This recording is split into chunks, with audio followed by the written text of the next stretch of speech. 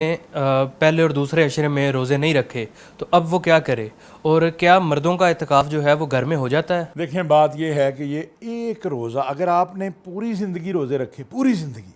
نفلی یا اور رمضان کا ایک روزہ زندگی میں چھوڑ دیا، تو وہ ساری زندگی کے جو روزے ہیں وہ اس کے برابر نہیں ہو سکتے۔ پوری زندگی کے روزے اس ایک روزے کے برابر نہیں ہو سکتے۔ اب جنہوں نے مثلا نہیں روزے رکھے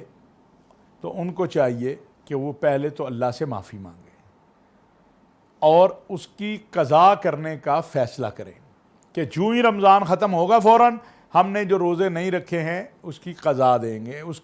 وہ روزے ہم رکھیں گے۔ ایک تو یہ ہو گیا۔ اور بلا عذر اگر کسی نے رکھے وہ بڑا گناہ گار ہے، لیکن اللہ معاف کرنے والے ہیں، وہ کہہ رہے ہیں کہ مجھ سے معافی مانگو، لا تقنطوا من رحمت اللہ انہ یغفر الذنوب جمیعا، میری رحمت سے مایوس نہ ہو جاؤ۔ تو ایک تو یہ کام کرنے کا، دوسرا کام کرنے کا یہ ہے کہ وہ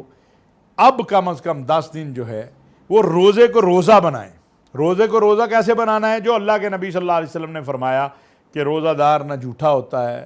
نہ بخل کرتا ہے، نہ حسد کرتا ہے، نہ کینہ رکھتا ہے، نہ بغض رکھتا ہے، نہ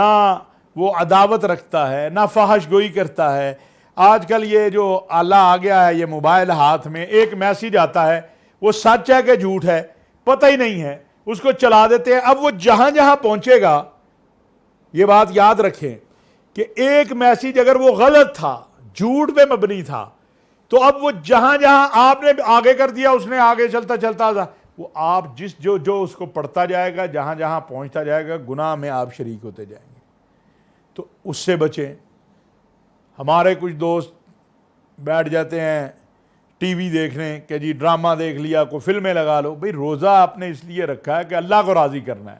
اس لیے نہیں رکھا کہ وقت گزارنا ہے۔ تو اس سے اچھا ہے کہ کہا گیا کہ جس نے روزہ رکھ کے جھوٹ سے باز نہیں آنا، جس نے روزہ رکھ کے غیبت سے باز نہیں آنا، جس نے روزہ رکھ کے بخل کرنا ہے، ذخیرہ اندوزی کرنی ہے، جس طرح ابھی ہمارے ہاں ہو رہا ہے کہ عید نہیں آئی، عید میں جو استعمال ہونے والی چیزیں ہیں، خوف خدا جو ہے نا، روزہ کا مقصد خوف خدا پیدا کرنا ہے، لیکن ہم بڑے عجیب ہیں۔ ہم ایک طرف تو سخاوت بھی سب سے زیادہ ہم ہی کرنے والے ہیں، دوسری طرف ذخیرہ اندوزی، چور بازاری، کم تولنا، نفع زیادہ لینا، یہ بھی ہم کر رہے ہیں۔ اللہ تعالیٰ معاف فرمائے، اللہ ماشاء اللہ بیچ میں اچھے بہت لوگ ہوں گے، لیکن جو مجموعی صورتحال ہو جاتی ہے وہ بڑی مختلف ہو جاتی ہے۔ تو اس لیے لازم یہ ہے کہ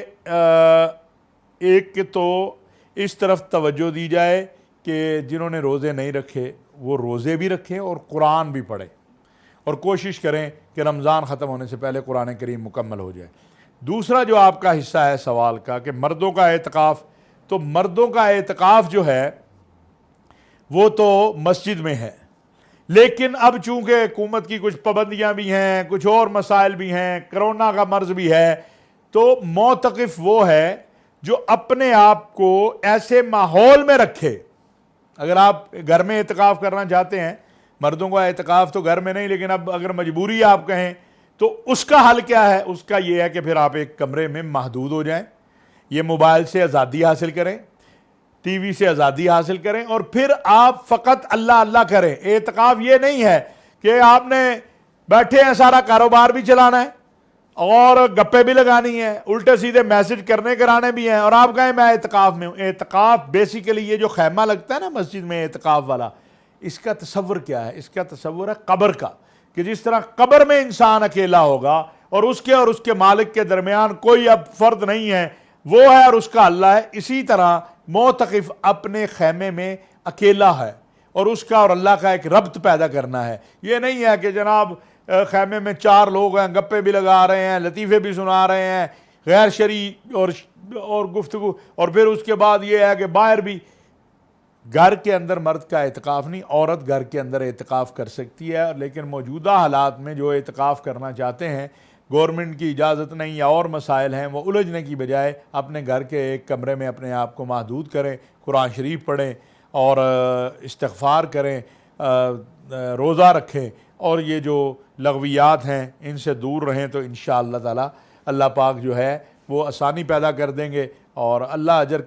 دینے والے ہیں۔ نیتوں کا حال اللہ کریم جانتے ہیں، وہ انشاءاللہ کریم ہے، کرم فرمائیں گے۔ اچھا حافظ صاحب،